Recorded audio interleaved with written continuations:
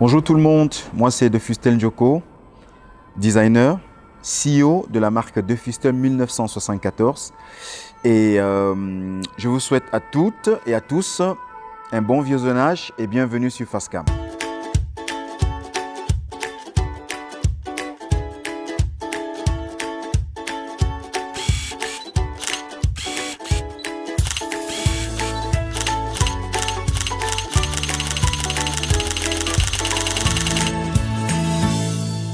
Face à la caméra des studios Bazor. Ta fiche d'identité, pays, ville de naissance, profession, taille et poids.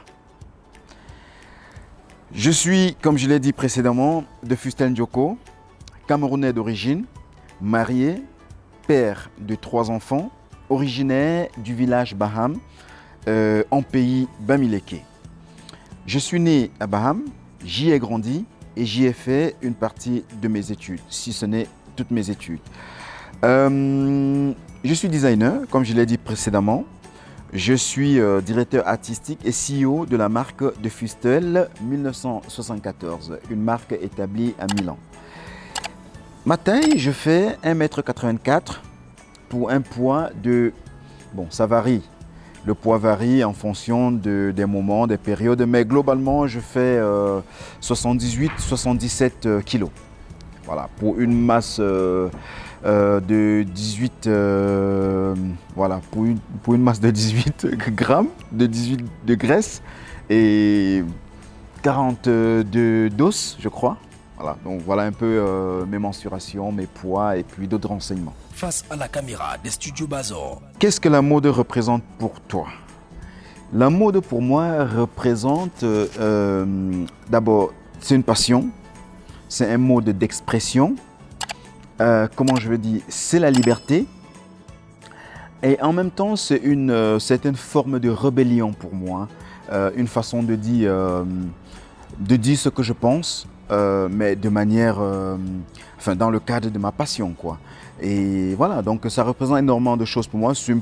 C'est un moyen de gagner ma vie, c'est un moyen comment dire, de mettre ma passion en exergue et c'est également comment dire, une plage d'expression et de liberté pour moi. Face à la caméra des studios Bazor. Avec le recul, quel regard portes-tu sur ta carrière?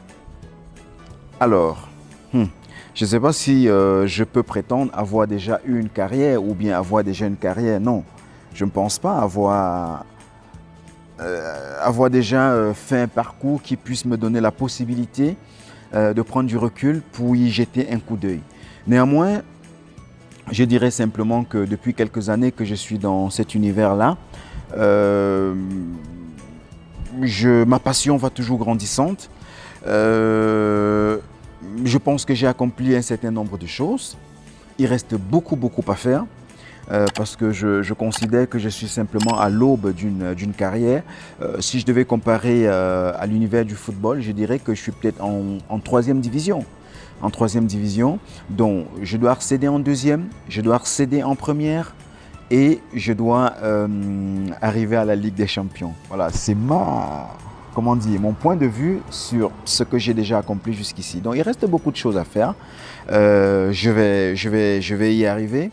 Mais voilà, donc j'en suis là. Je peux simplement, en gros, dire qu'il reste beaucoup à faire. Face à la caméra des studios Bazor. Peux-tu nous présenter la tenue que tu portes? Ah ben disons que je porte une tenue très simple, hein, très dandy et en même temps casual, dans la mesure où elle est structurée et déstructurée en même temps. Je porte une bottine bimatière, donc cuir et daim de mes amis de chez Santoni. Je porte une chaussette en fil d'Écosse, mi-bas, fil d'Écosse, ça c'est très important. Et une culotte d'un ami, Salvatore Ambrosi de Napoli, qui est un pantalon napolitain à taille haute. Une chemise de la marque Defustel, hein, of course, on est bien servi que par soi-même. J'ai une paire de bretelles qui est le fruit d'une collaboration entre la marque Minardi.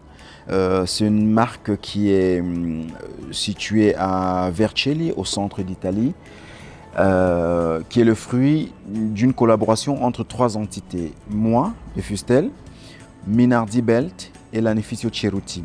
La cravate, vous voyez que c'est assorti, donc c'est dans la même lignée. Et les lunettes, c'est un des modèles de la marque de Fustel, qui est le fruit d'une collaboration avec le lunetier Mondelliani, qui est situé à Rome. Et vous voyez, j'ai des bijoux de main qui appartiennent à 2 marques avec lesquelles je collabore, la marque De Boy, la marque suisse De Boy, et également Cabo de Mar, qui est une marque de bracelet avec laquelle je travaille depuis au moins 5-6 ans. Voilà, tout est dit. Au niveau de mes bijoux, de mes bagues, c'est une collaboration entre moi et Quinto Ego, qui est une marque milanaise. Donc, grosso modo, j'ai sur moi des marques des amis et ma propre marque, soit en nom propre, soit en collaboration. Et voilà, donc c'est une tenue super simple, mais en même temps qui est dans l'esprit de ce que nous appelons la sprezzatura, donc une certaine décontraction chic.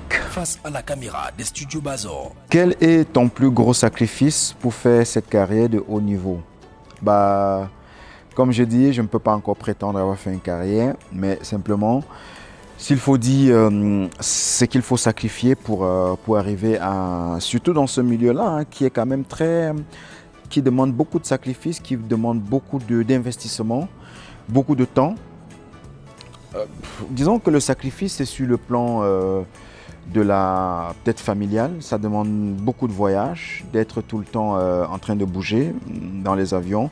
Pas maintenant, parce que bon, c'est un peu le confinement, c'est un peu le coronavirus. Et les choses se sont un peu calmées ou tassées.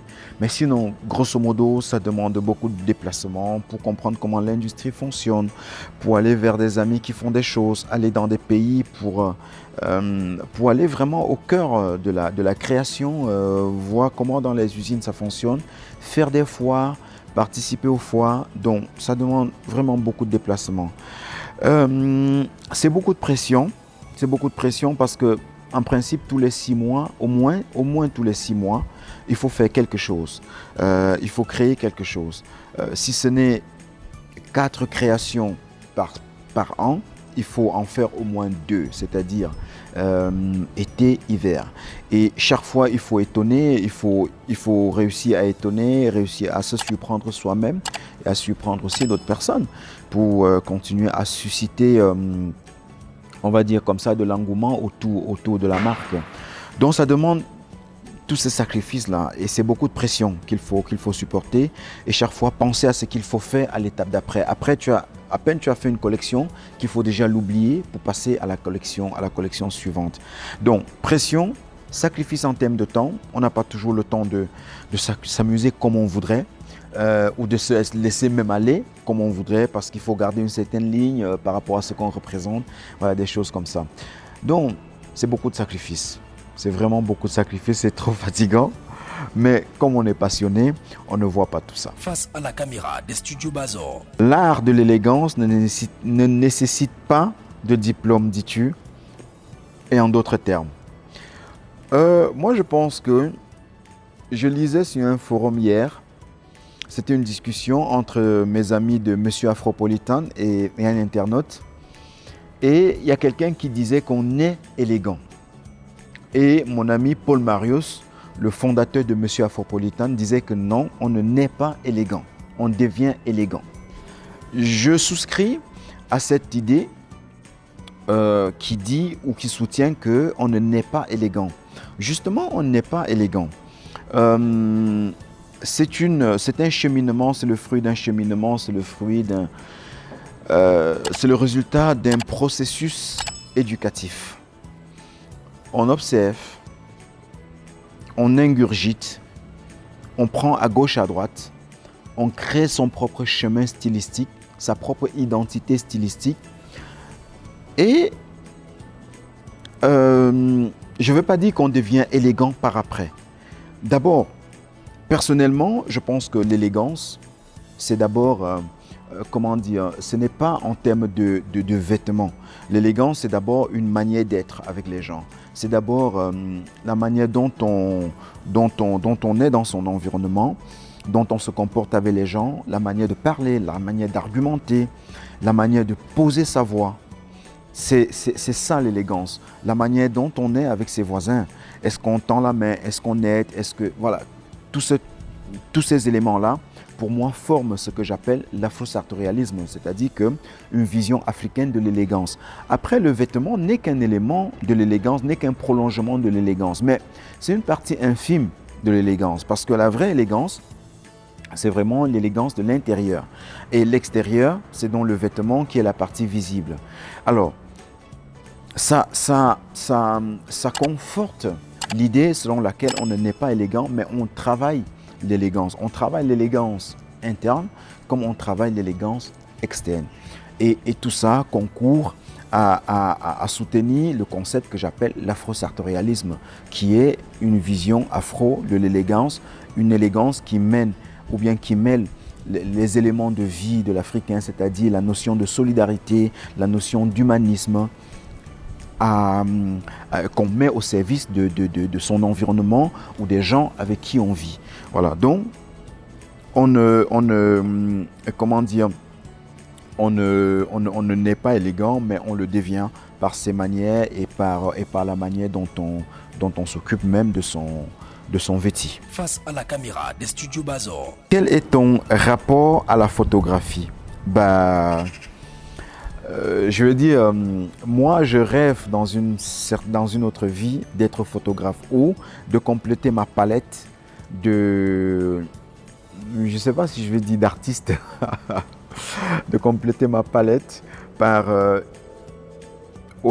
à un moment donné, la photographie. Parce que je pense que c'est quelque chose, moi j'admire vraiment les photographes parce que c'est de vrais artistes, ils savent figer un moment, ils savent donner une expression ou bien figer une expression du visage d'un animal, d'un oiseau et puis nous faire voir de nous ce que nous-mêmes nous ne voyons pas mais qu'eux ils voient. Et parfois quand on voit le résultat on dit waouh, parfois on n'imagine pas ce qu'on dégage soi-même, mais les photographes nous font voir ce que nous ne voyons pas. C'est vraiment de vrais artistes, c'est vraiment de vrais artisans. Donc, franchement, une partie de mon parcours, je la dois aux photographes. Voilà, aux photographes, que ce soit italiens, américains ou même d'autres horizons africains, tout ça, qui ont su à un moment donné ressortir certaines facettes de ma personnalité que je ne percevais pas, que je ne voyais pas. Donc, c'est des personnes que je respecte infiniment. C'est de vrais artistes, parfois mal payés ou parfois dont l'art aujourd'hui est en quelque sorte dévalué à cause de la technologie, à cause des smartphones, à cause des selfies, à cause du fait qu'on pense que parce qu'on a un téléphone qui peut pixeliser à outrance les images, on est tout de suite photographe ou photogénique. Non, je respecte énormément les photographes.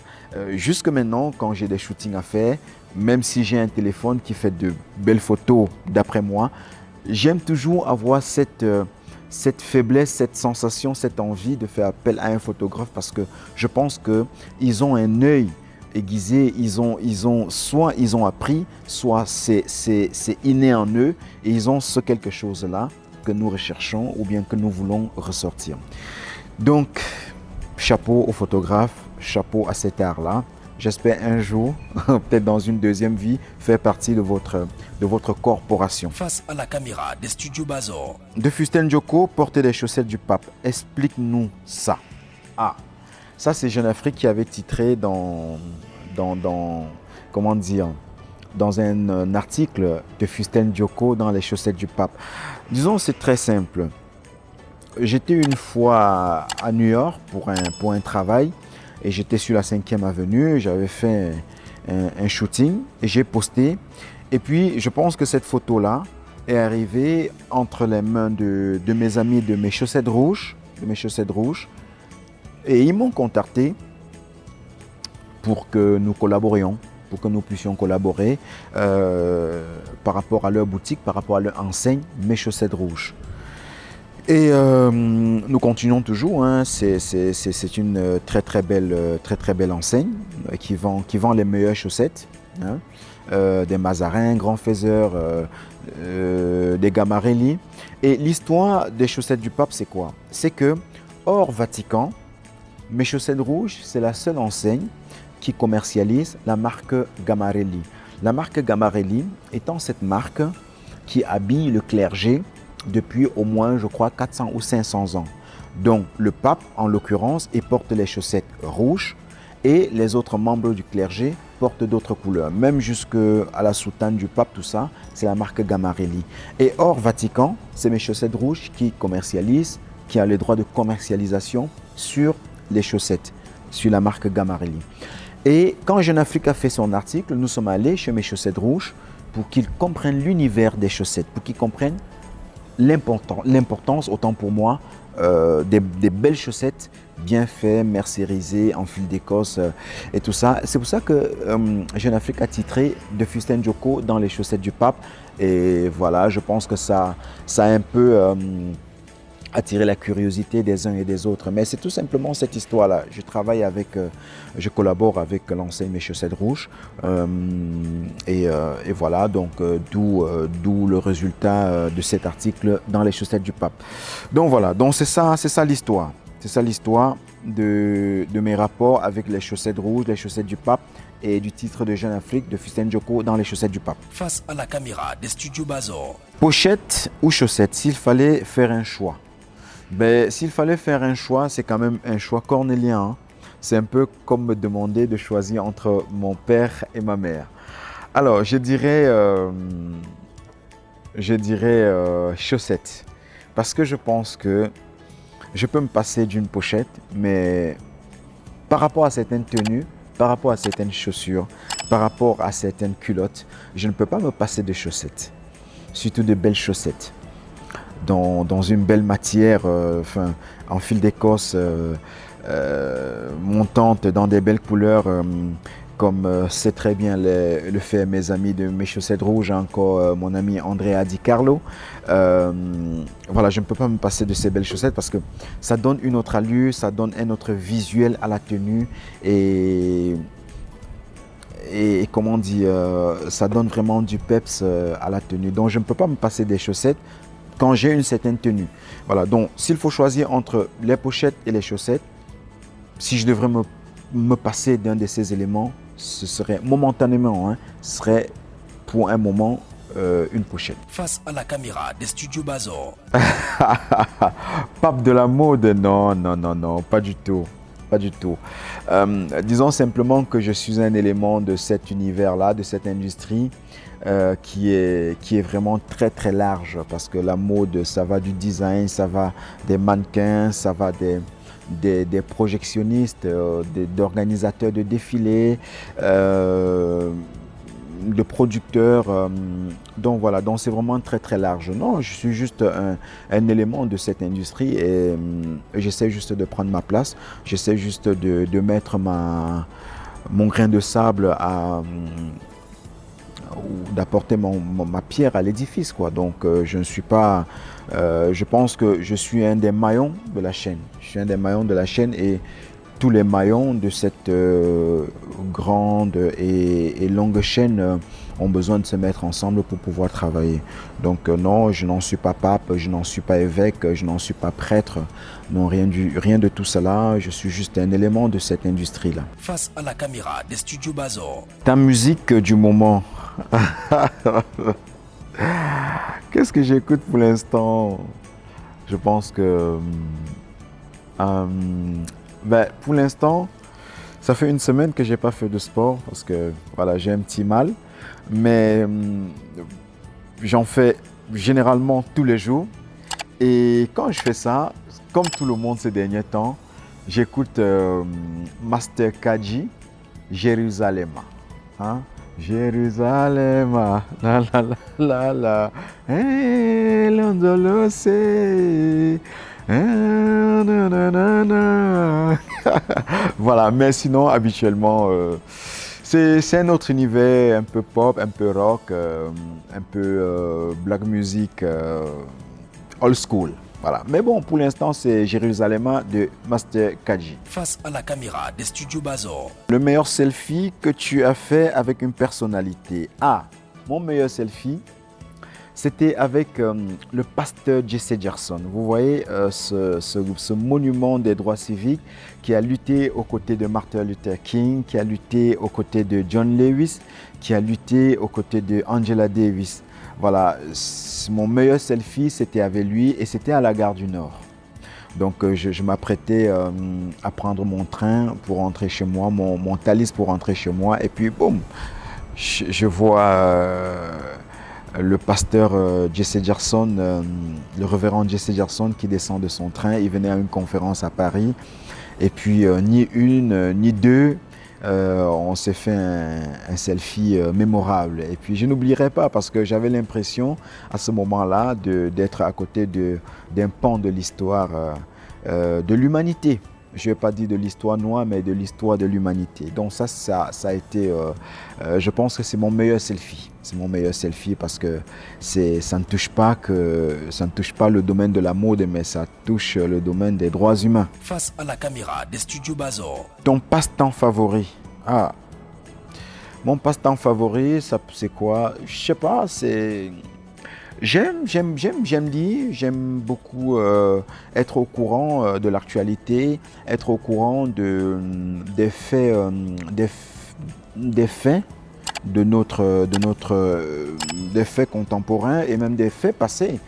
Donc, mon passe-temps favori, c'est la lecture, c'est écouter, c'est être curieux, c'est lire, c'est regarder les vidéos dans divers domaines parce que je pense que c'est l'ouverture d'esprit, c'est ce qui nous maintient éveillés par rapport à la créativité, par rapport à la compréhension même de notre travail. Ça peut concerner la mode comme ça peut concerner d'autres choses. Hein. Donc, mon passe-temps favori, c'était cette ouverture d'esprit-là. Face à la caméra des studios Bazor. Une anecdote mémorable. C'était il y a 5 ans, quand je suis arrivé à Florence, au Pitti Uomo pour la première fois. Le Pitti Uomo, c'est le plus grand et le plus important salon de mode masculine. J'ai rencontré un monsieur qui s'appelle Hugo Jacomet, qui est un monsieur qui compte énormément dans notre univers, donc l'univers sartorial, l'univers menswear, habillé. Voilà, qui est une des grandes personnes, une grande forte tête de cet univers-là, que nous respectons, que nous aimons beaucoup. Salut Hugo, je te salue pour tout le travail que tu fais en passant. Et quand je suis arrivé, je suis allé vers lui parce que j'étais très content de le voir physiquement et je me suis présenté à lui. Et quand il m'a vu, il m'a dit « Ah, enfin, l'Afrique est au Pitti Uomo ». Bon, pas parce que j'étais habillé de tenue africaine ou quoi que ce soit, mais je pense qu'il a remarqué une certaine chaleur, une certaine spontanéité, une certaine générosité, d'accord, qui caractérise l'Africain en moi. Et il a dit ça, et ça je n'ai jamais oublié. Et je me suis dit, ah mais tiens, est-ce que ça voulait dire qu'avant moi, il n'y avait pas l'Afrique au Pitti Uomo, où il n'y avait pas de black? Mais j'ai compris ça comme voulant dire que, ah, enfin, vraiment, il y a ce courant-là que je nomme aujourd'hui l'afro-sartorialisme qui débarque au Pitti Uomo, qui débarque dans l'univers homme habillé. Voilà. Donc, c'est quelque chose que je peux partager et puis, je n'ai jamais oublié ça. Face à la caméra des studios Bazor. Tu peux partager un repas avec 3 personnalités. Qui choisis-tu? Ah, je citerai en premier Brunello Cucinelli. C'est un homme extraordinaire. Je dis toujours que pour moi, c'est le Nelson Mandela de la mode parce que c'est un homme qui pèse des milliards d'euros dans l'univers de la mode. Mais qui n'a pas oublié pour autant de mettre l'homme au centre de son développement. Donc il y a Brunello Cucinelli, il y a Richard Bona et il n'est plus là, mais je le dirai quand même, Freddie Mercury. Voilà les 3 personnalités avec qui j'aimerais prendre un repas. Freddie Mercury, Rest in Peace Boy, guys, Richard Bona et Brunello Cucinelli. Face à la caméra des studios Bazor. Ton secret de drague. Mon secret de drague. Aïe, aïe, aïe. Ah, c'est compliqué, hein. Mais mon secret de drague, je sais pas. Je pense que je sais pas, que je sais parler aux femmes. C'est peut-être mon sourire. Je sais pas, vous avez des questions bizarres, purée, quoi. Ah, mon secret de drague, je sais pas. Honnêtement, je sais pas. Je vais passer parce que ça c'est piège. Ah, non, j'ai pas de secret de drague parce que je ne drague pas. Donc j'ai pas de secret de drague. J'ai dragué une fois dans ma vie. J'ai pas de secret de drague. Face à la caméra des studios Bazor. Le bonheur parfait pour toi, c'est quoi? C'est faire ce qu'on aime et vraiment pouvoir vivre de ce qu'on aime, de ce qu'on fait et de ce qu'on aime. Être en santé et faire le plus longtemps possible ce qu'on aime. Ce serait ça le bonheur parfait pour moi. Face à la caméra des studios Bazor. Ta plus grosse honte. Ta plus grosse honte. Ah. Une fois, ça, j'étais au village. J'étais à Baham. Et avec mon cousin Black Joe, je te salue si tu vois cette vidéo, on avait acheté du riz à une de nos mamans, maman Colette, et on était dans notre maison parce que Black Joe et moi, notre papa nous avait offert une maison et on était dans notre maison et on a commencé bon voilà, le riz c'était pas n'importe quoi, donc on a commencé à cuisiner notre riz. Et puis il y a un copain qui est venu, il a demandé aux enfants qui traînaient un peu dans le village où est-ce que je suis avec Black Joe. Il a indiqué que nous sommes dans notre maison, il est venu. Et puis nous étions tellement énervés qu'il soit venu. Et on n'a pas voulu, on va dire, descendre le riz du feu. On a continué à mettre de l'eau, il était toujours là, on mettait de l'eau et il était toujours là. Et à un moment donné, avec Black Joe, nous nous sommes dit, parce que dans notre famille, on parle le Baham et le Bafang. Donc on parle les 2 langues. Et puis, j'ai dit en Bafang à Black Joe que mais ce gars, qu'est-ce qu'il attend pour partir, pour qu'on mange notre riz? Moi, je ne savais pas que le gars avait vécu à Bafang. Donc, il comprenait très bien la langue. Et quand il a entendu ça, il a répliqué en Bafang en disant mais ah ouais, tiens, mais portez le riz, on va manger alors. Et j'ai eu une honte pas possible. Donc je ne savais pas que le gars entendait avait compris ce que j'avais dit dans une langue étrangère pour moi, que nous maîtrisions. Et j'ai vraiment eu honte, vraiment pas possible, quoi. Mais bon, ça c'était, on était tout jeune, mais il n'y avait pas de honte qui pouvait nous atteindre quand il s'agissait de nourriture. Face à la caméra des studios Bazor. Vas-tu toujours au village à moto? Oui, la moto quand je suis au Cameroun, c'est mon mode de transport favori quand je suis soit à Baham, soit à Douala, parce que c'est pratique. D'un rendez-vous à l'autre, ça m'amène où je veux sans me perdre du temps. Voilà. Et puis c'est aussi une expression de liberté, parce que sur la moto, on est libre. Moi, j'ai toujours voulu être biker. J'espère que je vais l'être avant la fin de mes jours. Et j'ai toujours eu c'est pour ça que j'aime le rock and roll, parce que c'est un esprit de liberté. Et je vous disais tantôt que la mode, pour moi, c'est aussi un terrain de liberté, d'expression de ma liberté. Et j'ai toujours voulu être motard, emprunter ces grandes routes américaines, la route 66, tout ça, tu vois. C'est pour ça que j'aime le rock, Joe Cooker, Johnny, tous ces trucs-là, Little Richard, voilà, c'est un peu mon univers parce que c'est l'évasion, c'est la liberté, voilà, c'est tout ça. Donc, oui, j'aime la moto et quand je suis au village, je suis très souvent en moto qu'en voiture parce que c'est la liberté, c'est pratique, ça m'amène où je veux en un temps record. Face à la caméra des studios Bazor. Enfant, ce que tu rêvais d'être. Enfant, ce que je rêvais d'être. Je rêvais d'être professeur d'histoire-géographie. Ça, c'était mon rêve absolu. Professeur d'histoire-géographie, parce que j'ai aimé l'histoire. J'aime l'histoire. Parce que je pense que quand on s'intéresse à l'histoire et à la géographie, on comprend le monde. Mais ma passion pour l'histoire, c'était aussi une manière de... Je lisais beaucoup, je connaissais beaucoup de choses. Je pense que je connais encore quand même encore quelque chose. Mais ça me permettait surtout de manger aussi parce que mes copains me sollicitaient beaucoup quand ils faisaient les paris. On venait toujours voir, ah Ndjoko, on a parié telle chose, est-ce que tu ne dois pas trancher? Voilà, j'étais très ouvert d'esprit, alors j'étais très au fait de l'actualité et c'est donc comme ça que j'ai beaucoup aimé l'histoire et j'ai rêvé d'être professeur d'histoire-géographie. Voilà, donc même jusque maintenant, j'ai dit toujours aux enfants, cultivez-vous, ouvrez-vous l'esprit parce que ça va vous ouvrir beaucoup de portes. Face à la caméra des studios Bazor. Des projets, oui. Ah, des projets, ben oui, bien sûr. J'en ai énormément, mais bon, avec le Covid, je ne sais pas.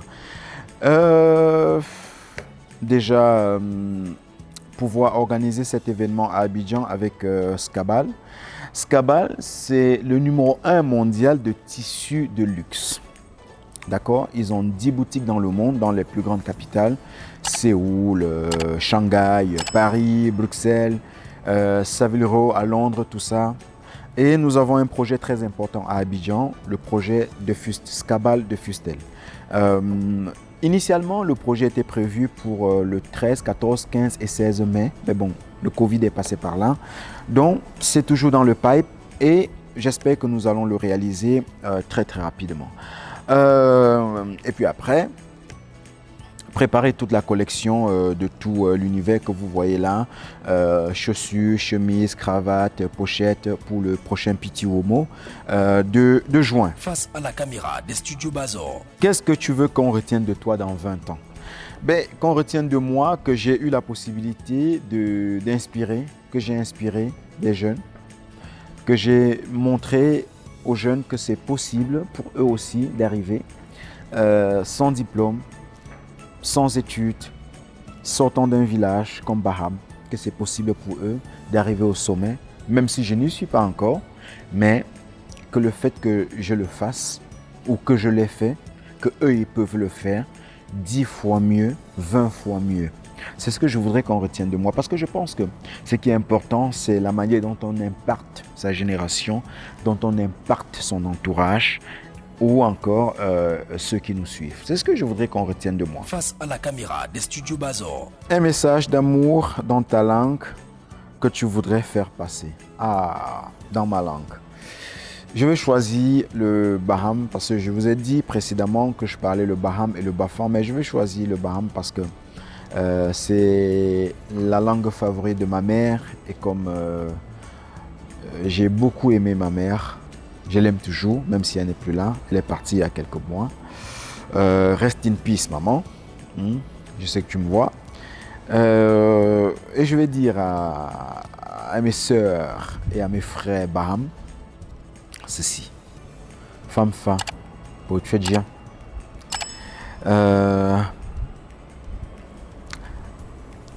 Gakwenga, vraiment, Bapobo Jo, Zion Yabo Nyefza. Soso, Batam Tsambu, Sha Kusha, Nakunya Sha, Nakusha Sha, Pachedjeva. Donc voilà, le petit message d'amour que je voulais passer à mes frères, à mes sœurs, Baham, à mes frères, à mes sœurs camerounais, à mes frères et à mes sœurs africains et même au monde entier parce que le monde est devenu aujourd'hui global, est devenu aujourd'hui un seul village et je pense que ce que nous faisons impacte ailleurs. Face à la caméra des studios Bazor. Alors, un mot de remerciement pour Fascam. Merci pour ces déplacements. Merci d'être venu à moi, de découvrir mon univers créatif, de m'avoir donné la possibilité et l'opportunité de m'exprimer face cam, c'est-à-dire face caméra. Thank you so much.